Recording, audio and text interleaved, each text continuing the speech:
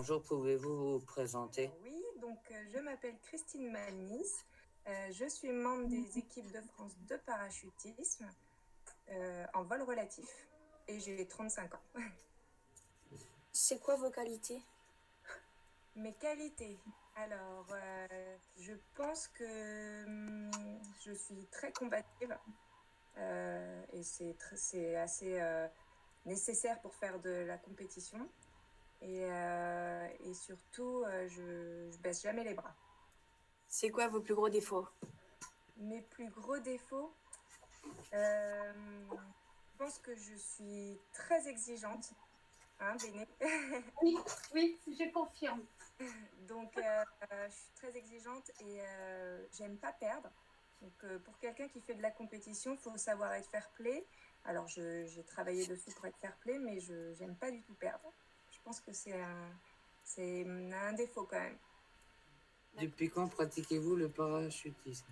Alors, ça fait environ 13 ans que je pratique le parachutisme. J'ai commencé quand j'avais 21 ans et je suis rentrée en équipe de France en 2013. Donc, j'ai fait 9 ans d'équipe de France. Comment on a l'idée de sauter d'un avion? Alors, moi, j'ai voulu essayer juste faire ce qu'on appelle un tandem. C'est un saut de découverte avec un moniteur parce que mon papa était parachutiste et qui m'en avait beaucoup parlé quand j'étais petite. Et du coup, ça m'a fait un petit peu rêver. Donc, j'ai voulu essayer.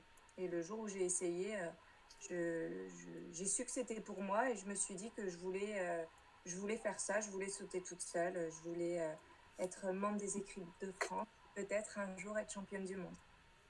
En quoi consiste votre discipline? Alors, donc ma discipline, c'est du vol relatif. Donc, on réalise des figures dans le ciel en équipe. Donc, on est à plat. L'objectif, c'est de réaliser un maximum de figures dans un temps restreint, à partir du moment où on saute de l'avion. Quels sont vos titres? Alors, je suis triple championne du monde et j'ai 6 titres de vainqueur de la Coupe du Monde, entre autres. Qu'est-ce que ça vous fait de devenir championne du monde? Ouh, ça, c'est une question difficile. Alors, moi, c'était mon rêve de devenir championne du monde.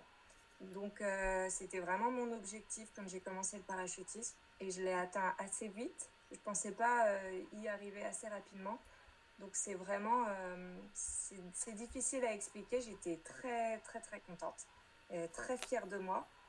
Et j'avais qu'une envie, c'était de poursuivre et d'aller rechercher encore des titres et de devenir encore plus forte. Et quel est votre meilleur souvenir? Mon meilleur souvenir, alors mon meilleur souvenir dans la compétition, c'est ma première compétition internationale que j'ai gagnée. C'était une Coupe du Monde et c'était la première compétition que je faisais en équipe de France. Donc on ne pensait pas du tout gagner puisqu'on était deux nouvelles dans l'équipe, on avait très peu d'entraînement ensemble, très peu d'expérience. Et finalement, on a gagné jusqu'à la dernière manche. En fait, on était égalité avec une autre équipe américaine et on a gagné à la dernière manche. Donc, ça a été vraiment une victoire qui était très forte en émotion. Combien de temps faut-il et quelle quantité d'entraînement il faut pour devenir une championne? Ça va dépendre des gens, je pense. Les entraînements, ça se compte par semaine. Donc, nous, on part une semaine en entraînement où on fait environ 12 sauts par jour. Et on part une semaine sur deux ou environ 10 jours par mois d'entraînement. Donc, c'est un gros volume de sauts et on fait environ 500-600 sauts dans l'année. Est-ce que vous allez faire ça toute votre vie? Sinon, quand est-ce que ça va s'arrêter? Grande question. Alors non, je ne vais pas faire ça toute ma vie parce que l'entraînement en équipe de France, c'est quand même un très gros investissement personnel et financier. Comme je vous l'ai dit, on part quasiment une semaine sur deux en entraînement. Donc moi, je suis en fin de carrière là. Je vais arrêter les équipes pour l'instant pour pouvoir faire un petit peu autre chose dans ma vie. Mais par contre, je j'arrêterai pas de sauter. Ça, je pense que j'arrêterai jamais parce que c'est quand même une passion et juste pour mon plaisir, je vais continuer de sauter. Est-ce qu'on gagne de l'argent quand on est sportif de haut niveau? Est-ce que c'est un métier? Alors, c'est quand on est sportif de haut niveau dans certains sports comme le foot, oui, on gagne de l'argent. Dans le parachutisme, on ne gagne pas de l'argent.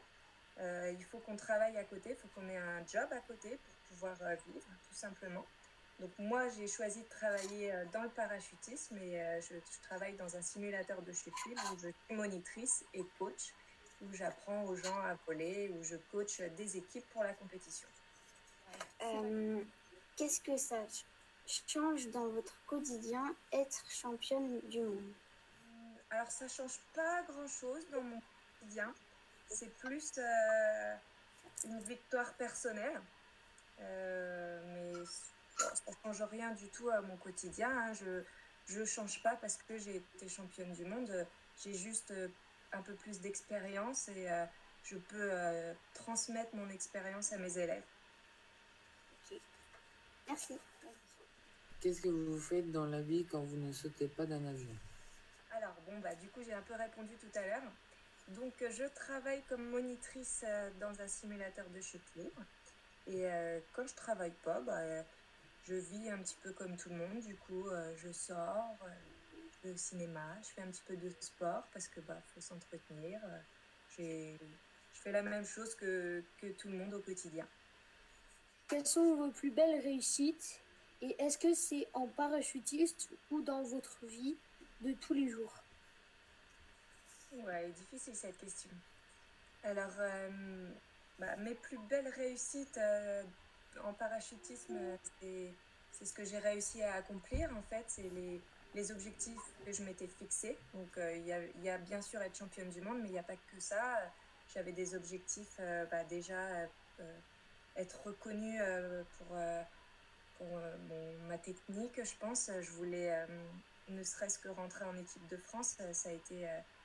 c'était un but, un objectif et je me suis battue pour y arriver.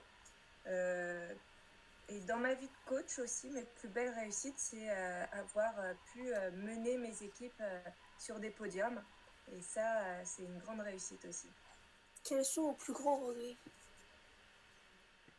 Alors, j'ai des regrets pour les compétitions que je n'ai pas gagnées. Pour les compétitions, je suis arrivée deuxième. Parce que quand on y pense, on se dit qu'on aurait pu faire autrement, qu'on aurait pu changer certaines choses. Et ça a beau être passé, j'ai certaines compétitions, j'y pense toujours, j'ai toujours des regrets en me disant j'aurais pu faire mieux, j'aurais pu faire autrement. Mais c'est ce qui fait aussi l'expérience, c'est aussi ça qui nous rend plus forts et qui nous apprend à nous dépasser. C'est quoi, vous, l'avenir? Alors, l'avenir, pour moi, c'est continuer ma passion, apprendre des nouvelles choses aussi. J'ai toujours envie d'apprendre. J'ai envie de découvrir des sports ou des activités que je ne connais pas encore. Et j'imagine encore beaucoup de choses pour mon avenir. Que direz-vous à des jeunes de notre âge qui voudraient faire la même chose? Foncez. Si vous voulez faire la même chose, tout le monde peut le faire.